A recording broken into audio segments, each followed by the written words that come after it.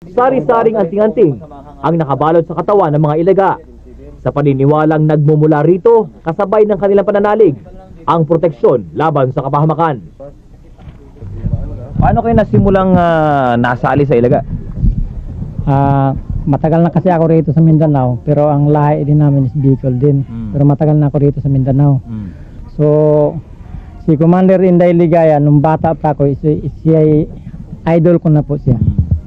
Dahil sa maraming kabutihang naitulong niya dito noon sa labanan ng Black Shirt and then Ilaga. Bakit ka nahimok na sumali? Ako kasi, sa totoo lang, hindi ako purely commander noon. Kasi nung bata pa ako, nakita ko nung bata pa, mahilig din kasi ako sa mga ganyan ba, mga agimat. So, nakita ko yung mga tauhan ni Commander Inday Ligaya nung nakipagbakbakan sa mga Black Shirt noon. So, wala namang nasawi.